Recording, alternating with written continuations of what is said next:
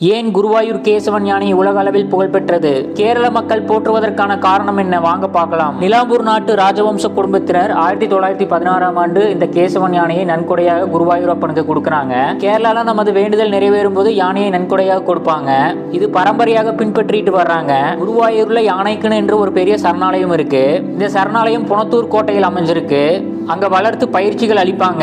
இப்ப கிட்டத்தட்ட 150 யானைகள் வளர்த்து பராமரிச்சுட்டு வர்றாங்க.